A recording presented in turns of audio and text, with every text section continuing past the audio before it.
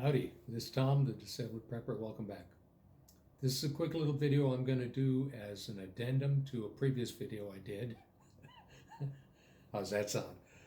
About bug-out vehicles. Now, bug-out vehicles is a tremendously huge subject area that could take days and weeks and months of discussion in order to plumb the depths of all of the ideas around bug-out vehicles.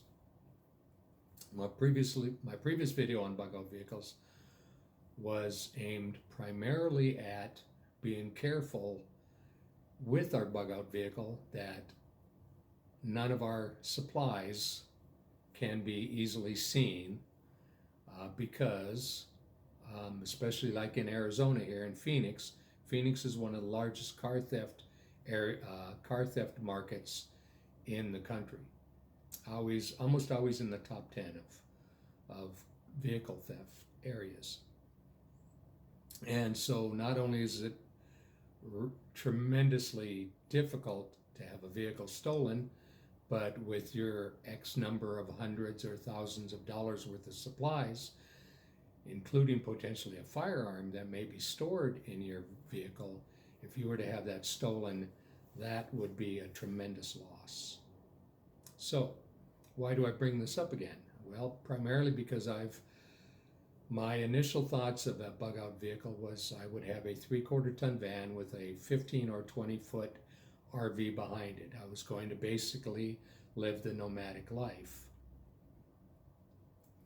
And not that I won't do that, but the chances now of that happening are pretty slim. Our country continues to have difficulty, and we only have less than a year now till the next election, and only God knows what's going to happen if Donald Trump becomes elected again.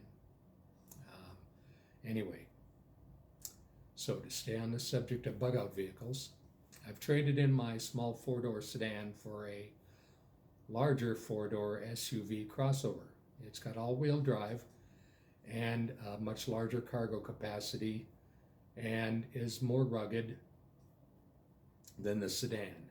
Now, this vehicle I'm going to be outfitting in such a way as that I could, if necessary, live in it, and not just live in it for a couple of nights, but potentially live in it long term if a disaster situation were such that I were forced to do that. Now, the reason I got rid of my sedan, of course, is a sedan is going to be great on the interstate, and it may be okay on some sedate side roads. But if I had to pull off somewhere in the desert, pull behind some hills, drive around, maybe to a safer location behind a mountain, the sedan would never do that. This SUV I chose specifically for that very reason. Now, what I chose was a Subaru Forester. It's all-wheel drive.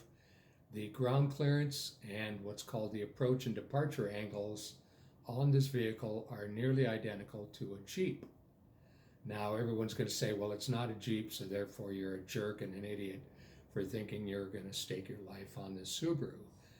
Okay, well, to each his own. For me, I believe this to be a good choice for my what I intend to do. And so I hope you'll go along with me on this ride as I outfit this vehicle to be lived in and in potentially for living in long term. I don't exactly know what that's going to turn into.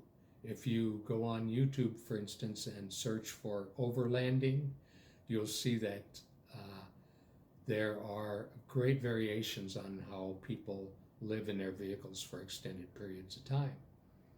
And so that is the direction I'm taking. Keep an eye out for future installments of this series, and remember to always keep your nose in the wind and your eyes along the skyline. Until we meet again.